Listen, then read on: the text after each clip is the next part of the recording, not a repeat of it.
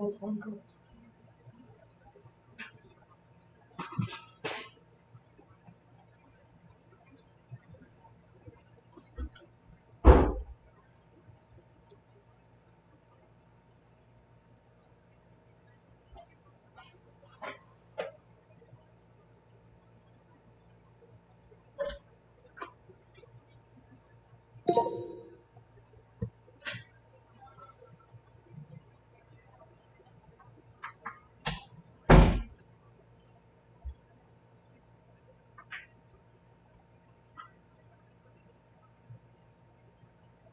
happened?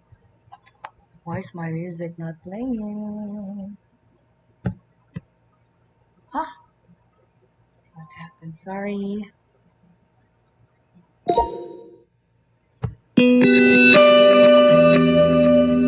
Ito ang Broad Stream Cast Communicators, ang naiba at kakaibang plataforma sa digital broadcast mula Luzon, Visayas, Mindanao hanggang sa iba't ibang dako ng mundo.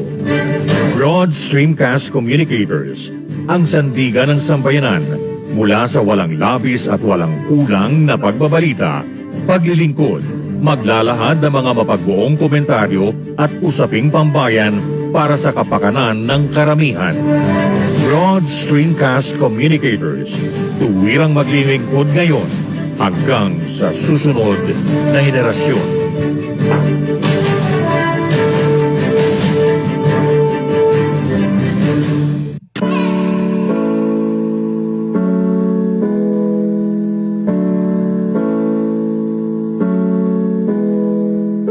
Buhay Online, Chikahan at kaalamang pangkabuhayan.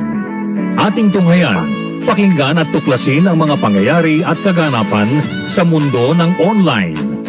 Buhay Online, Chikahan at kaalamang pangkabuhayan. Alamin ang pinaka-latest trends mula sa trabaho at kung hanggang saan na ang narating ng teknolohiyang ito.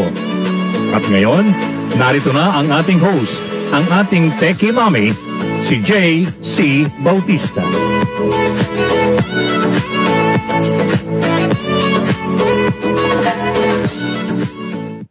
Hello everyone. Happy Friday po. Yes, and thank God it's Friday. Thank God we woke up to a new day and it happened to be a Friday. Maraming salamat, Lord, for another waking moment in our lives. Happy Friday. Gandang umaga po sa inyong lahat. Maraming salamat po sa mga nakatutok today at nasamahan kami dito sa Buhay Online.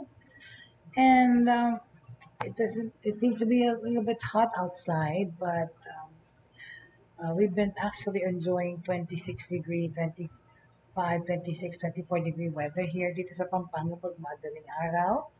Tapos yun na nga, umiinit lang sa tanghali. Pero pleasant weather pa naman. No? Actually, all around the world, winters are winters like in Japan. So, spring na ngayon, pero parang winter pa rin. Dahil mga ski resorts po, nagmamayagpag pa. And on a Friday, today po, with regards to my journey of recovery po, sa mga nagtatanong, today po is the first day that I am going to have my physical therapist come po sa home service na pagta-train po ng aking paglalakad. No? First time po today siya darating dito, si Anthony, ang aking PT, courtesy and referred by my dear cousin Marilu Bautista here from Pampanga and Kuwait. I think she's abroad now, but thank you sa iyong pag-refer. Salamat. Anyway, so, ayan. Excuse me. Yun po ang naririnig niyo po yung aking area na sa kusina nagluluto ng tanghalian. But anyway, so, ano man ang inyong masarap na kakainin for lunch, sana po healthy ang kinakain because like, as we grow older, of course, not even as old people, we have to really, really invest in our health, diba? More than anything po. Because lahat ng bagay, material things, nawawala, and, more important is health. Right? I should know this by now, by all these things that are happening to me. Pero actually naman po, yung sa akin naman po, wala naman akong actual sakit, no? Because itong pagkapilay ko po was as a result of an accident that I had like 5 years ago. So, Soler po, na dati kong katrabaho, no? And yun po yung actually injury na yun was on my left leg.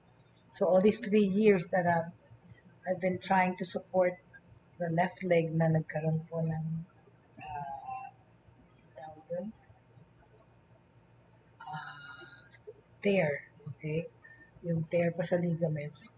Yun po ang surgery. Tapos po, I've been supporting that leg with my right leg that got bad. Yung good leg ko naging bad leg. And yun nga, nag-set in ng osteoarthritis dito sa kanan because lalo na po nadagdagan ng pandemic when people are leading sedentary lives, working from home, doon po lumala yung aking paa.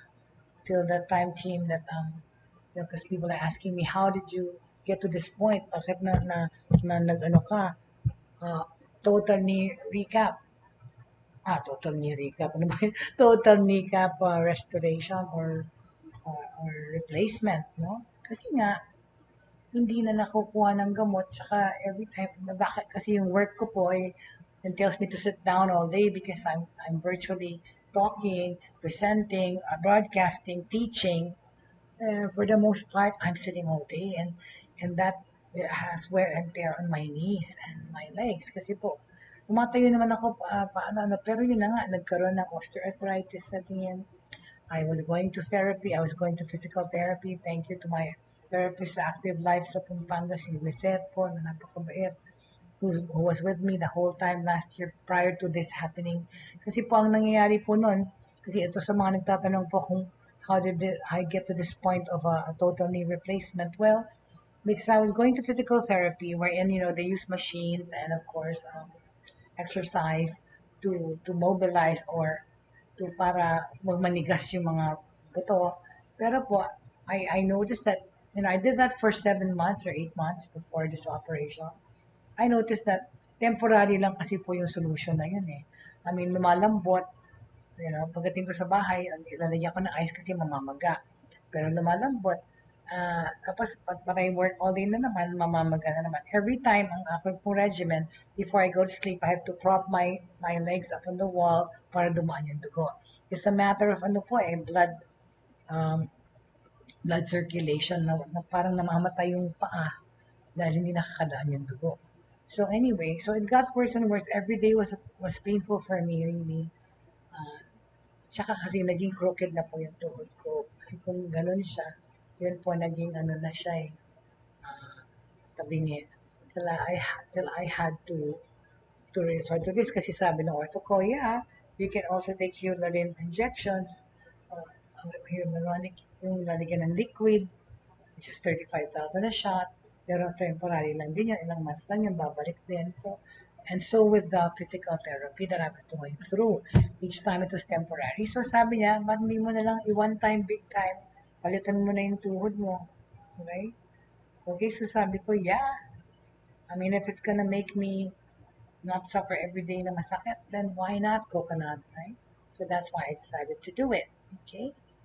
I don't know if my internet's bad, but I can't see myself on Facebook because my Facebook is like acting up. But anyway, I don't also see the names that are here with me. But maraming salamat for joining me this Friday. Our friends, I'm sure, because I don't see your names. But thank you for joining me on a Friday. Oh, there you go, Cynthia Buste. Hello, hello, hello. Good morning to you. Happy Friday. And Melito Rodelia Militante.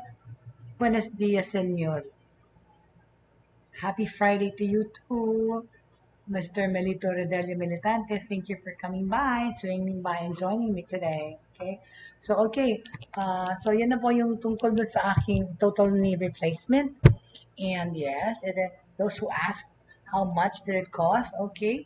Because depending po rin, siyempre meron pa kayong choice kung anong klaseng titanium yung lalagay niyo sa paa nyo. Kung it's China, made in America, or Germany. Siyempre, ang chinose ko yung made in Germany, right? So yun na nga, medyo pricey yun, but kasi the thing that happens is when you go to the hospital for the surgery, hindi po kasama yung nababayaran ng insurance, kung may insurance kayo or HMO, yung actual titanium. So that is paid in cash po kasi hiwalay. Alright? So for my part po, it cost me altogether was almost 360,000 for this procedure. Okay? Na nga po, kasi po yung aking insurance, nagamit ko na po siya halos todo last year for my physical therapy. So, I just had to pay cash for the most part. But by God's grace po, sa tulong ng mga friends ko po na nagpadala ng love gifts to help po ang aking journey nitong aking paglalakad. Thank you so much for all of them who gave their love by showing support and sending me love gifts. Okay? But anyway, okay. Ayan po. Maraming salamat sa inyong lahat na tumulong, pati of course my supportive siblings. Okay? So first order of the day, all right? Salamat sa mga nagpapadala ng stars and hearts. Thank you very much. Okay. With regards to the Philippines, 10 provinces are now very low risk for COVID-19. Okay, 10 provinces in Luzon and Visayas are now very low risk, according to the Octa research yesterday. Octa fellow Guido David said, ito po yung mga areas sa Philippines na mababa na po, low risk area na. These are Aurora, Bulacan, Pampanga, yay! Low risk na kami, matagal na. We've been on ano naman? Mod alert level 1 for the longest time, tsaka moderated GCQ ang Pampanga, always next to perfect, all right? So, and Zambales, Central Luzon, and Laguna, Quezon, and Rizal in Calabarzon. Ayan po ang mga areas na mababa na ang COVID level. Shh, please. Anyway, David said all indicators in the provinces fell to very low levels. In Central and Western Visayas, Bohol, Negros Occidental, and Siquijor, they have been downgraded to very low risk for infection. Okay, the other provinces in Central Luzon, Calabarzon, Central Visayas, and Western Visayas were classified as low risk, as some of their indicators have yet to drop to the lowest level. Okay, ito pang mga area na to. Okay, low risk rin. These are Bataan, Nueva Ecija, and Tarlac, Central Luzon, Batangas and Cavite and Calabarzon, Cebu and Negros Occidental in Central Visayas, Aklan, Antique, Capiz, Guimaras, and Iloilo in Western Visayas. Okay. Among those who still moderate with still moderate indicators are Bataan, Tarlac, and Aklan. Iloilo has moderate average daily attack rate and intensive care unit utilization. The rest of the provinces either have very low or low COVID-19 indicators. Octa has yet to release its latest risk level classification in the other regions. The independent research group uses risk classification metrics based on covidocnow.org, which is different, okay, from what is being used by the national government. Okay? Anyway, okay, so ano na po talaga, most talagang close to normal na tayong lahat. And also, I think it's the fact that we are already used to this virus. We are living in this virus and resilient at that. So, hindi na natin masyadong iniinda itong effect ng COVID-19. Okay? Lalo na po yung latest na yan, Omicron, na highly contagious lamang, pero hindi naman highly dangerous, thank God, because it's being treated like a regular flu. I know for a fact, because again, first-hand information, my family had it. My sister, my baby sister's whole family had it, except her. Okay? Yun na nga, hindi siya nahawa, and buong household niya meron. Diba? That's so uncanny. But anyway, okay?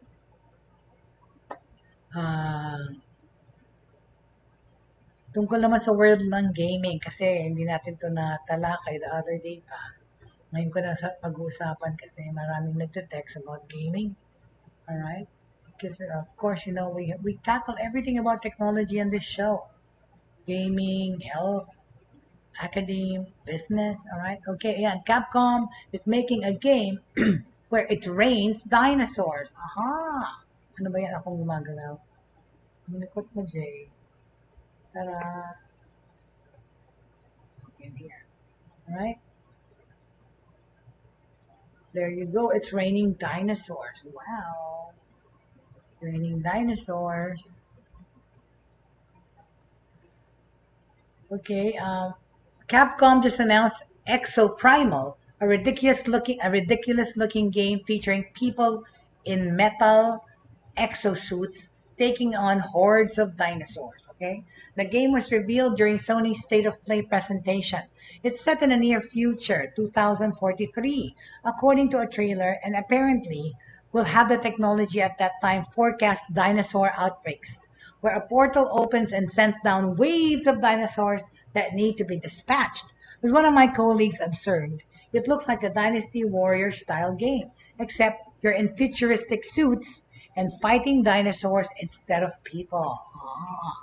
According to a PlayStation blog post, okay, the game is focused around multiplayer co-op.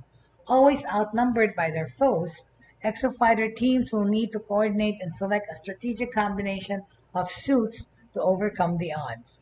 Capcom's Kellen Haney said in the blog. Okay, here's how the main mode will work according to a press release. Okay, in the game's main mode, Dino Survival, teams fight for every breath against countless dinosaurs while racing to complete missions before rival squads in a 5v5, 5 versus 5 match. Okay? A dynamic mix of objectives keeps players on their guard and ensures each match is different from the last. Exo fighters will need to stay on their toes as hunts transition into precious cargo deliveries or desperate last stands against relentless assaults. So ito po ay dinosaur game, itong bagong sinasabi. No? Opposing teams are given opportunities to tackle adversaries head-on and impede their progress. It won't be a PlayStation exclusive game, however. The press release states that Exo Primal will also be available on PS4, PS5, Xbox Series X, uh, Xbox Series XS, Xbox One, and on PC via stream when it launches in 2023. Oh my God, matagal pa pala itong Primal game na ito. Exo Primal, okay? So that's the name of the game, remember it. Kiddies, okay? Alright, thank you so much. Alright, okay, very good. Okay, moving right along. Okay, moving right along. Moving right on along naman, so ating updates are all over the world regarding technology, okay, and the Philippines, okay.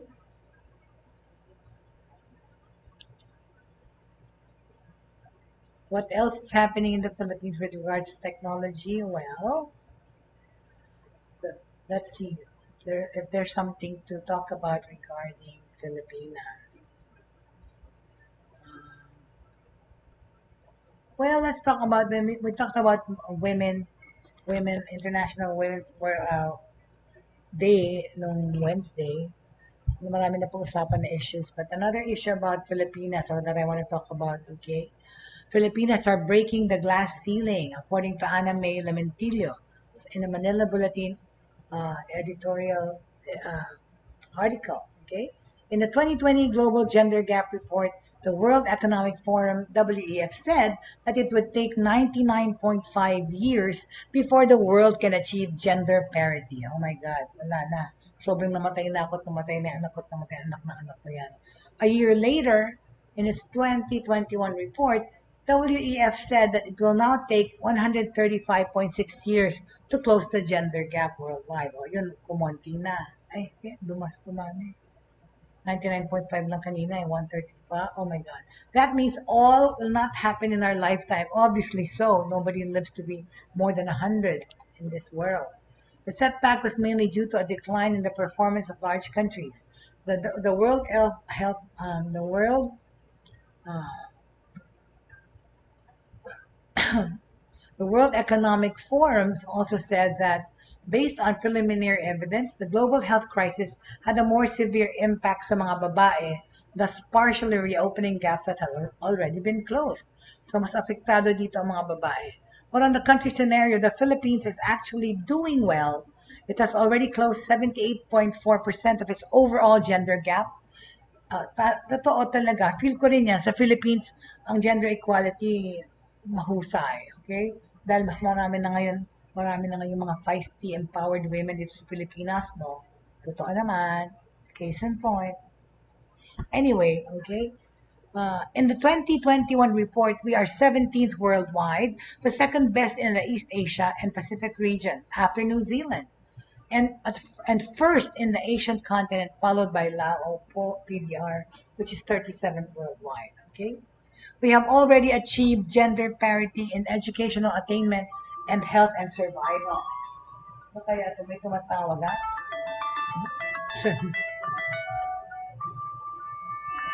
Okay, we will take a call. Hello?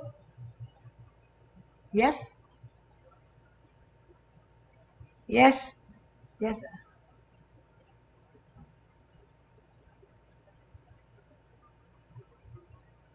What time is that?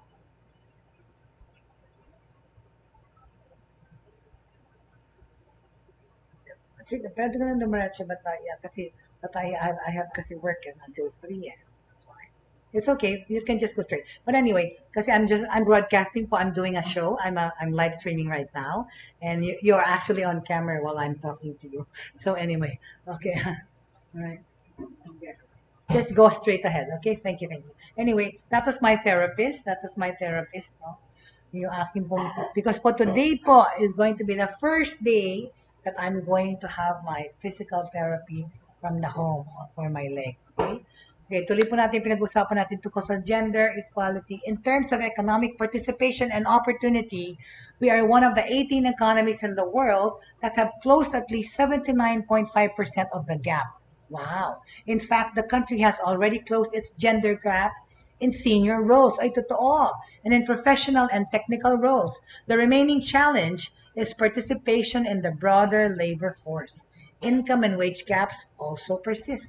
Among the four fundamental categories, the country is lowest in political empowerment. Okay? The Philippines is actually one of the few nations where women held the head of the state position more often than the norm. Oo nga, ilang presidente namang babae tayo nagkaroon? Dalawa na po. Corazon Aquino at Gloria Macapagal Arroyo. But, yeah. However, women representation in Parliament, the Senate and House of Representatives is only 28%, while female representation in, ministerial positions is only 13%. But overall, gender parity in our country is achievable. Okay? Kasi nga, nangyayari na ngayon. When I became part of the Department of Public Works, sabi ng writer na ito, and highways and DPWH, I thought my gender would pose a challenge as it was dominated by male engineers. That was not the case. At the top of the tier, it was more equally represented. A big reason for that was because the department head himself, Secretary Mark Villar, gave the directive to have more female officials. So that's great. Okay. I think that's cool. Very good. Hello there, Miss Angelica Paz. I see you. Hello. God bless. Thank you so much for the stars. Thank you. Salamat, salamat sa inyong stars. Okay? So, we are here because the generations of women before us fought for their rights. We are here because of the men who joined the fight for gender parity. Because achieving gender equality is not the women's fight alone. It is also about men realizing that they have a great role in it. Talaga naman, maganda talaga yung parting words na yan. Totoo. So, that's good to know na sa Philippines na mataas ang achievement nitong gender equality or parity. Okay, very good. Okay, moving right along. Okay, sinasabi ng Google po, no? Let me just fix my graphics. All right. Google is saying, okay, that Google CTO of Android tablets sees tablet sales, passing laptops in the not too distant future. Lalampasan daw ng tablets ang popularity ng laptop. Sandali lang ha. Could you pardon me lang po? I just have to flex his leg. That's stiffening because kailangan ko i-diretso. With great difficulty. Yeah. Nandito po kasi ako sa couch, no? Ito yung aking po, pag naka-bend po talaga siya, just even after 30 minutes, namamagana ulit. At saka ang stiff-stiff pa, ang sakit. Ngayon po gagalawin ng aking therapist, babali-baliin para gumalaw. Medyo magaling na, pero masakit pa rin po, magapa. I wish I could show you, maybe I can show you actually, but never mind, huwag na lang. Kung mag-lunch kayo kala nyo, meron kayong patang ulam. If you see my leg, it's really still swollen, all right? But anyway, okay, so Google CTO of Android tablet sees tablet sales passing laptops in the not so distant future, okay? All right, ito ang CTO, okay? All right, ayan ang kanyang, ayan ang CTO ng Chief Technical Officer ng Google. Okay? After seemingly forgetting that Android tablets existed for a while, Google is suddenly very invested in the market. Bakit kaya? Android 12L in development to support large screen devices. And one of the platform's co-founders, Rich Miner, has rejoined the team with the title CTO of Android tablets. Okay? Now speaking to developers during an episode of Google's The Android Show, Miner explained the opportunity the company is seeing via 9 to 5 Google. Okay, all right. Miner references the introduction of Android tablets in 2011 and how apps like media players scaled to fit them easily without much investment, but then growth kind of stagnated. Diba? Oo nga, nauso yung tablets, but just for a little while. But mostly, children use it, right? Yung mga magulang, instead of getting a babysitter or sila yung magbabantay lahat ng anak nila, binibigyan po ng tablet ang mga baby, mga 3 years old, 2 years old, or kahit na 1, para huwag sila ma-istorbo. Ayan po, nag-proliferate yan talaga ng 2011 till about before the pandemic. Okay? So now he cites data showing growth took off pre-COVID in late 2019 and has continued to rise, with more keyboard peripherals and developments in software and hardware by third-party manufacturers to make them better tools to create instead of consuming. Okay? So mas marami pa rin gumagamit na ngayon. The other reason he cites is that tablets can be very capable, less expensive than a laptop. That spurred Google's work on Android 12L to optimize its system UI for use on bigger devices, as well as the way it formats apps to fit on big screens. Diba kasi, minsan pag sa cellphone, adjust mo, nagiging elongated, right? But, of course, Google has taken into consideration, okay, the size of the tablets. Okay, Miner is making the pitch for developers to look at their apps and consider taking advantage of the tools Google building to improve table support or even building apps that approach the market as a tablet-first experience. He points to 2020 sales data, okay, where tablets purchased actually started to approach the number of laptop shipments, okay? So I actually think there's going to be a crossover point at some point in the not too distant future where there are more tablets and annually that where there are more tablets sold annually than there are laptops. Okay, I think once you cross over that point, you're not going to be coming back. We'll need to see more action before we can believe Google's renewed tablet push will avoid the trap of stagnation, which increased support for developers and new apps that make us want to pick up tablets again. Come through on that front, and we'll be ready if a bigger and possibly foldable Pixel is in the works. Okay? So yun po ang balita tungkol doon. Okay. Where are we now? Okay. Okay, those who are sending messages po, sige po, I will try to answer all of them. And those who have sent the email to talk about regarding other topics, we will schedule them for all so we can accommodate everyone's request, okay? And for those who have want to refer resource persons here for us to be guesting on the show, please feel free to message me on my messenger, my Facebook, or my Instagram. All right, you may find me there, okay, so that you can send me messages or mga taong feeling na makakatulong dito sa ating programa. Okay, all right. So more tricks and treats of the trade.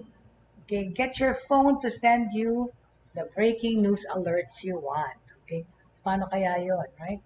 Dali lang, tanggalin ko lang si Mr. CTO sa aking ulo.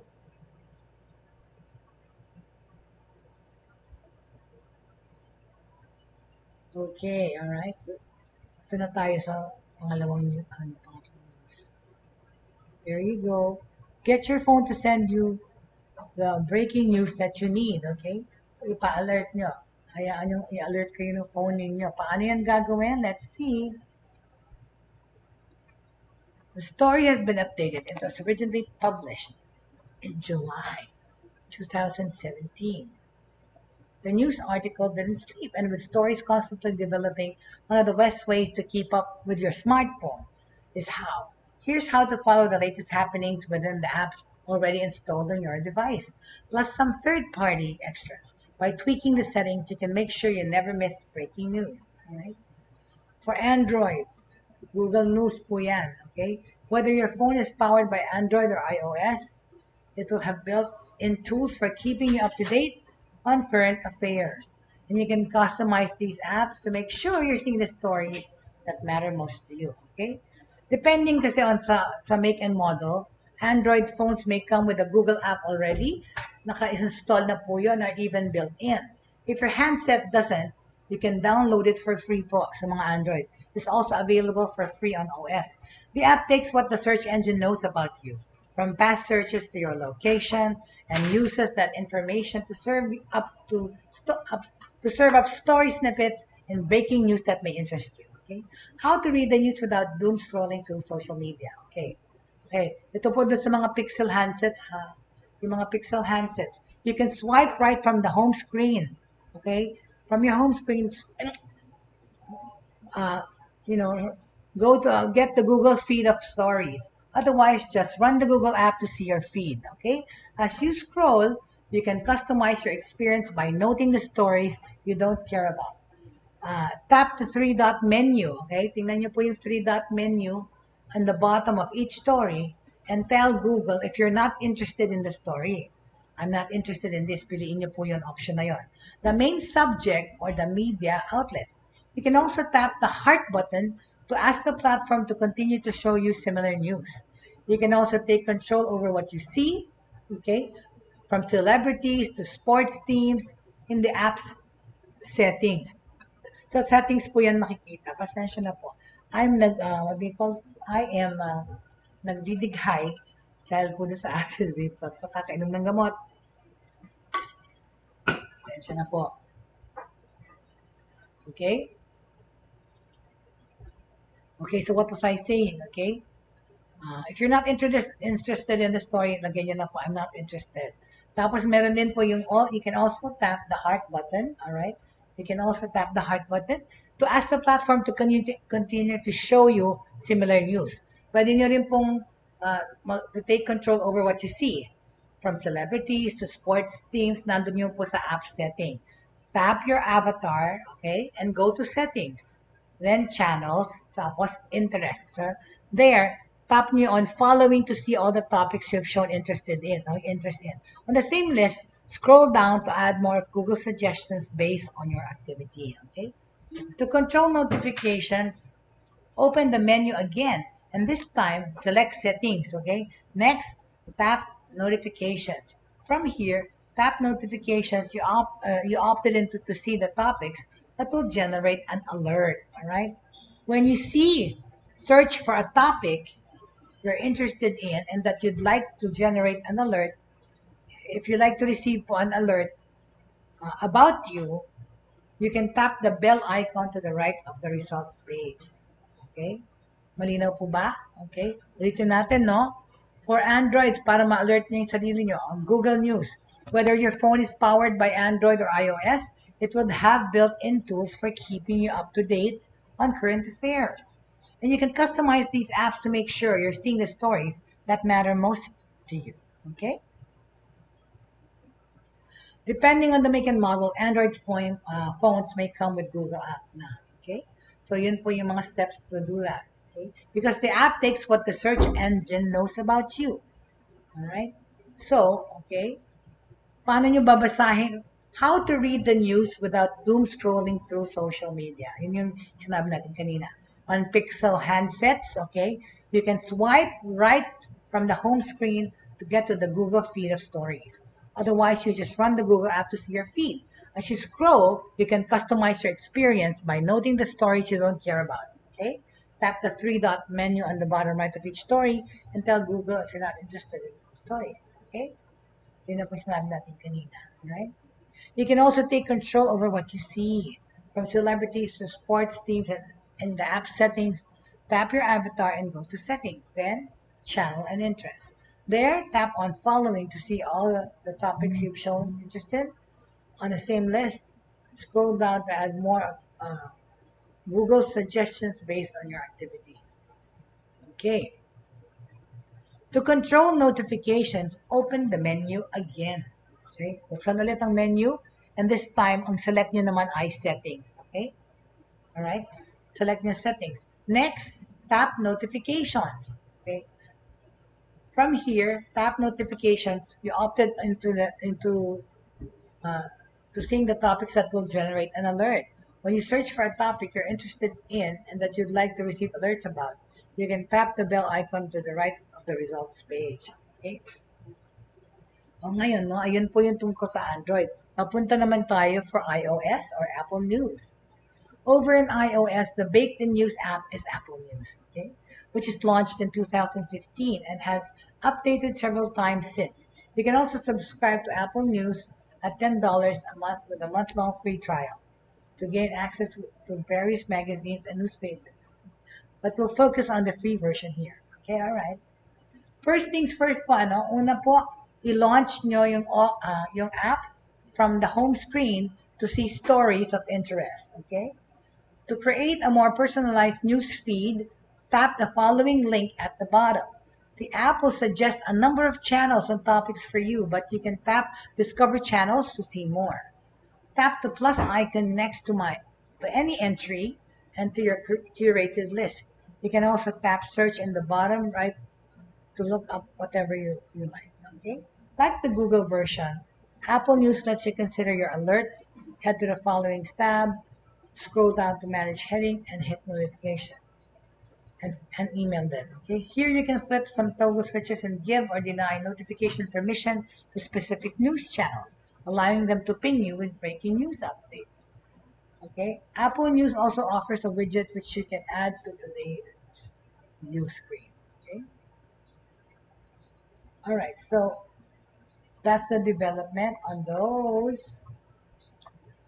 How you can send the breaking news alert that you need from your phone. Okay?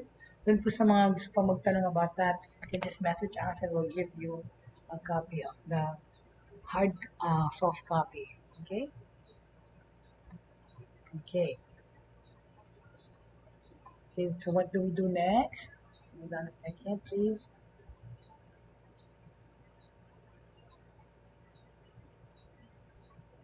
We're done with that. That was the first order today. We talked about. I'm getting a little drowsy because the air conditioning is in my face. And I just took a shower.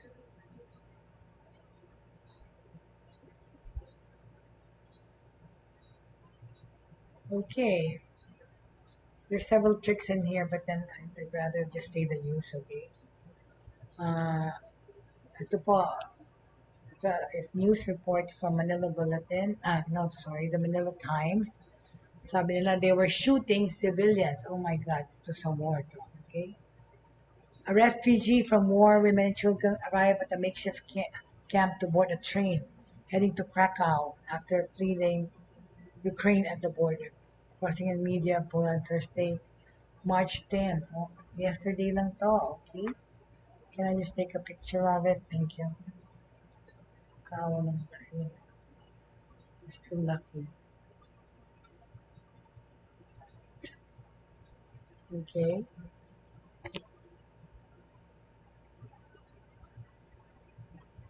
Hold on. Uh, okay, let me just take it. Hindi ko mailipat eh. Before I. There you go. I got it. We'll just take refugees. Are we taking in refugees? All right.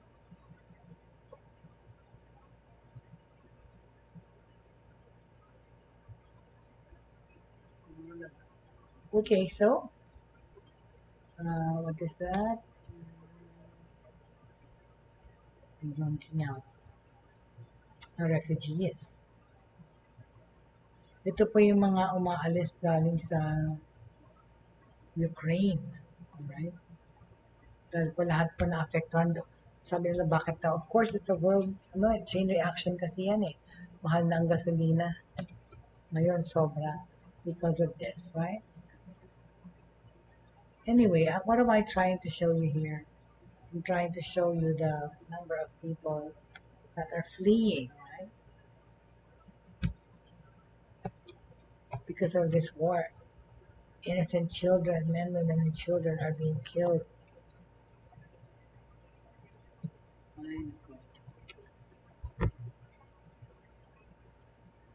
So sorry, I'm a little bit slow today because of medication that I just took.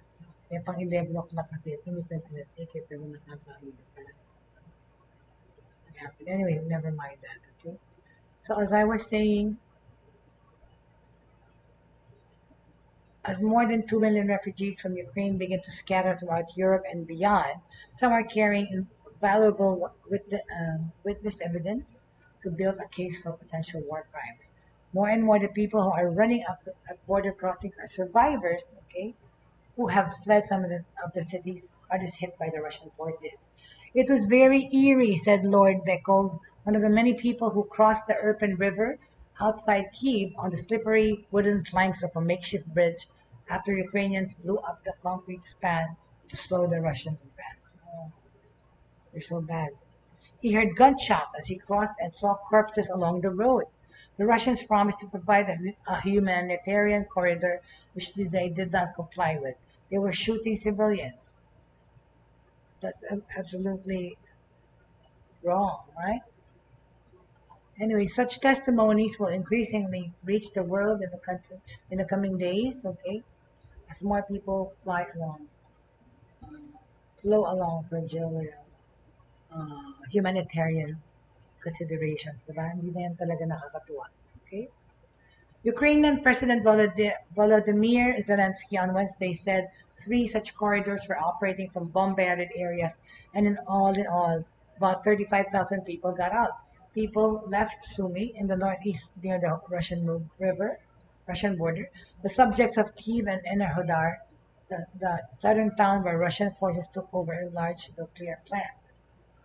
Anyway, sinabi nila maraming civilians said Yakanov reached Poland after staying a village outside Sumy where Russian forces will go. They shoot at civilians with machine guns. Ano ba yan? Wala nang sinisino. Pinatay ng lahat. More evacuations were announced Thursday as this desperate residents sought to leave a crisis where food, water, and medicine and other essentials are running out. Okay?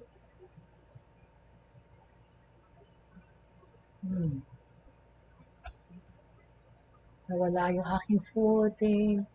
My page got lost. Anyway, so more evacuations were announced Thursday as desperate residents sought to leave cities where food, medicine, and other essentials were running out. In addition to the growing number of refugees, at least 1 million people have been displaced with Ukraine. International Organization for Migration Director General Antonio Vittorino told reporters. The scale of the humanitarian crisis is so extreme that the worst case scenario in the IOM's contingency planning has already been surpassed. Okay? Russian and Ukrainian speaking trained psychologists are badly needed. Okay, yan, mga psychologists kayo dyan. Magtuto na kayo ng Ukrainian, okay, or German. Need Victorino said as more traumatized witness join those fleeing. Nationwide, thousands of people are thought to have been killed across Ukraine. Both civilians and soldiers already harmed. Are they, yeah, di ba? Because hindi na lang, anybody na lang napapatay kahit women and children na innocent sa kalye, right? Russian forces invaded 2 weeks ago. City officials in the blockaded party city of Mariupol have said 1,200 residents have been killed there, including 3 in the bombing of a children's hospital in Ukraine's second largest city, Kharkiv. The prosecutor's office has had 282 residents have been killed, including several children.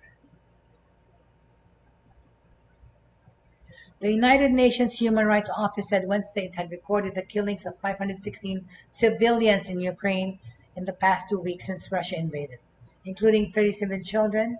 Most have been caused by the use of explosive weapons with a wide impact area. It's sad. It believes the real toll is considerably higher. It noted that its number of people include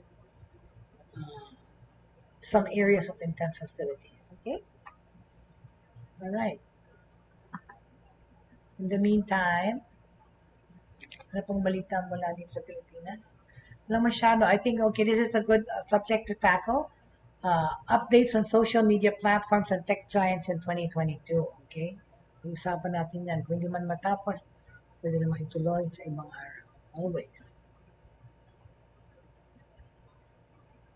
Hold on.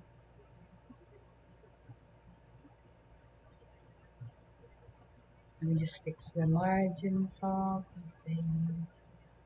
Anyway, so yan, okay? Where's my header? Here you go. Ta-da! Updates on social media platforms and tech giants in 2022. Yes, it's doable. It is. Facebook says that due to the invasion of Ukraine, it has temporarily eased its rules regarding violent speech to allow statements like death to Russian invaders, but not incredible threats against civilians. Okay, but I think that's one and the same. If you call somebody, right, what do you call it, an invader, ano ba yan? What's happening to me? You know, it's actually credibly tangent to civilians. But the thing is, ito nasanay ng ganyan. Pwede naman palang online, like sa cellphone, no?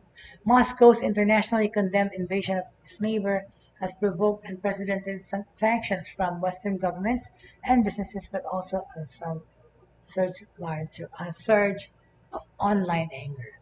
As a result of the Russian invasion of Ukraine, we have temporarily made allowances for forms of political expression due to the Russian invader. Okay? Russian invader. Okay?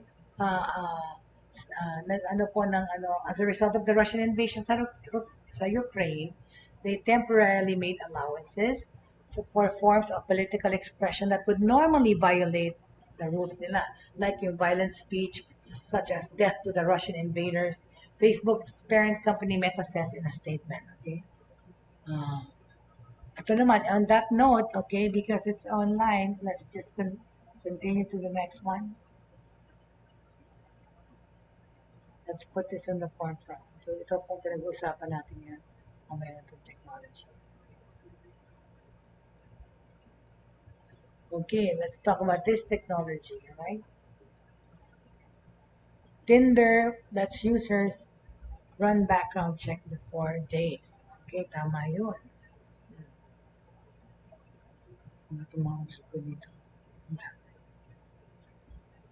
Which one are we doing? Tinder lets users run background checks before dates. Okay, let's do that. Okay.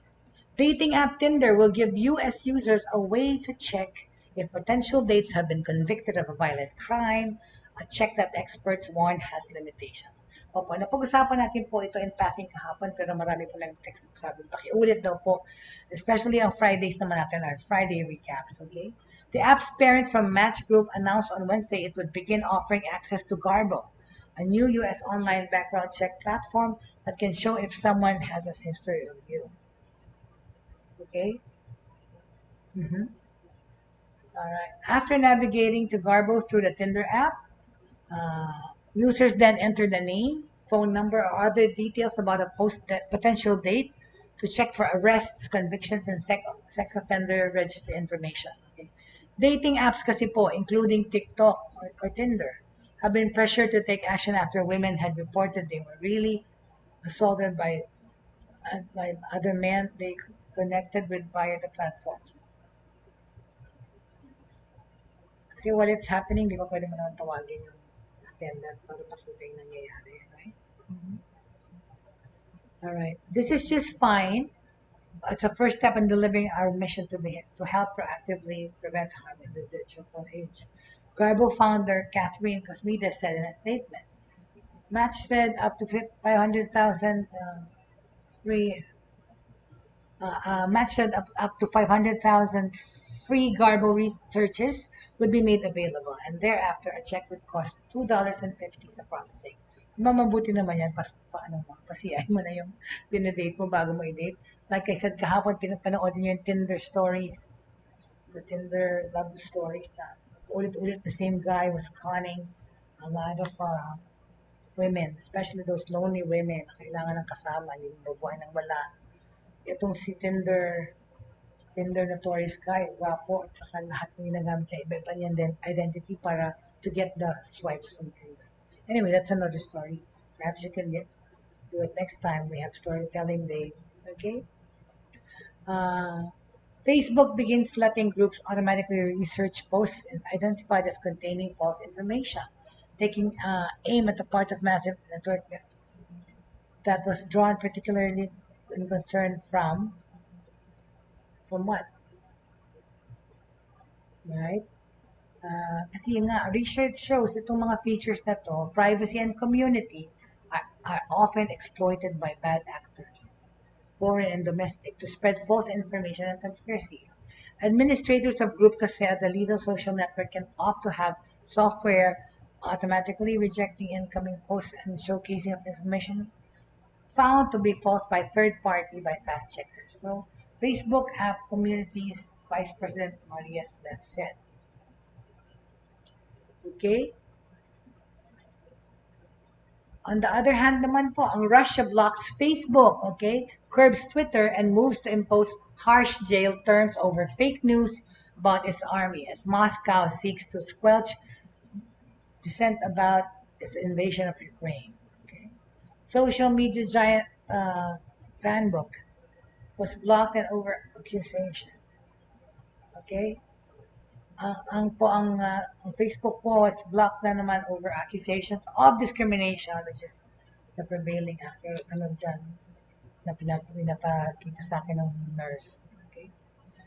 So, Russian state-tied news outlets, according to media regulator Roskomnadzor, adding Twitter access was also restricted. Some millions of ordinary Russians will find themselves cut off from reliable information and silenced from the speaking. But why is that? Contradicting itself, right? On March 4, Facebook and multiple media websites were particularly inaccessible in Russia as authorities crack down on critical voices as fighting still ensues as we speak. Diba? Very talaga because lahat na apektuhan, even the internet, even social media is affected. Okay, music streaming giant Spotify nga, it had closed its office in Russia and removed Russian state-sponsored content from the service. The move came in responding to the unprovoked attack against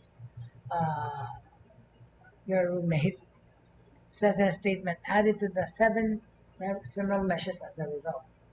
Okay. Well, Donald Trump's new social media platform, the Truth Social, is planning a gradual rollout this week and should be fully operational by March. Nothing. Potentially raising the former president's profit more than a year after he was banned by media, major social media. Pwede. Siya na lang ng million mo. This week, we'll begin to roll out to people on the Apple App Store, which Kevin said is very delicious. Mhm. This week, we will begin to roll out to people on the Apple App Store, said Devin Nunez, CEO of the Trump Media and Technology Group, the new app's parent company. The former Republican congressman was speaking Sunday on conservative Fox News. Excuse me, please. Quiet po. Okay. So on that note po, that ends that story about Android and tablets and Google saying that tablets will proliferate po this year and in the years to come, is gagamitin daw po natin ang mga tablet. Okay? So ang Tinder lets users run background checks before the dates. Rightfully so naman talaga. Kasi scary talaga. Na hindi mo CI o hindi ka malalaman kung saan ka nandun ng kasama mo, right? Okay, I will not start to talk about things in the lifestyle slant. I will save that for Monday. I have 5 intrusive thoughts that women should shut out in their minds. Pero hindi ko na po siya ngayon papasadahan. Bukas na lang po. Ay, sorry, sa Monday. I'm so sorry, I'm a bit out of it because, meron po ako kasing timed medicine na kailangan ko talaga inumin. Hindi ako gagawin. Ako mamaga forever. And it's zonking me out for sure talaga. Ang banging eh. How funny. But thank you so much for joining me today. And thank you so much for always listening. You are always in my heart. Your hearts are always in my heart. Okay. And I want to say thank you again to Dr. Medina from Mount Carmel Hospital here in Pampanga for a successful operation. I'd like to think, and I'm claiming it, that it's a successful operation. Of course, I still have to grin, bear it, and try to walk and stay on my feet to make sure that it actually worked. And malalaman po natin yan in the next couple of weeks because actually, they said within the 2-week period, 2-week recovery, dapat nagagalaw ko na hindi maninigas siya. Okay? Maraming salamat, Miss Angelica Paz, Miss Cynthia Buste, Mr. Melito, Rodelia Militante, who are sorry na po, nag-play. Hindi pa naman ako nagbababay, nag-play na. Thank you so much for joining me today. Namiss ko po kayo ng sobra. Nakapag-broadcast lang ako siguro Wednesday na because I just got back from the hospital Friday. And maga pa po yan. But it was a good experience, an expensive experience, but it's going to be well worth it at the end because I know I am going to walk normally after this and survive this ordeal. Oh my God. Naninigas na naman. I have to put my feet up. For those who want to suggest on topics to talk about or people to refer to be our resource people, please feel free to contact me at my email address jbautista@gmail.com, my Twitter and my Instagram. Also, my Instagram is goodmommyj, and of course here on Messenger you can message me or on my Facebook account so that I can easily return your call or fulfill your wishes. Okay, so in behalf of Shri Sharma, who is my Wednesday anchor here, thank you for being always helping me, and he stood in for me while I was not here. I'd like to say thank you and greet everyone. Magandang Friday po para sa inyong lahat. Maraming salamat din po, Tita Agnes Lakap, kung kayo po nanonood kasama na inyong direct family, mga cousins ni Jenny, sila Goldie, and everybody else there po. Happy, have a good lunch po, Tita Agnes. And maraming salamat sa inyong support at love. And of course, our old friends here, you're always welcome to come and join me and jump into conversations with me because that's how casual we will be, okay? Thank you very much to everyone who watched today, and may the good Lord bless and keep everyone. And we can also just keep thinking that at the end of the day, We have faith, pananampalataya, hope, pag-asa, and love for everyone. Thank you so much. Okay, I will miss you again over the weekend, but I'll be back on Monday.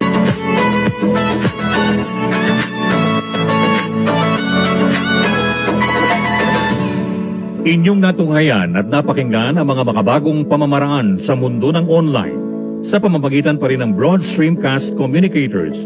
Hanggang sa muli, maraming salamat po.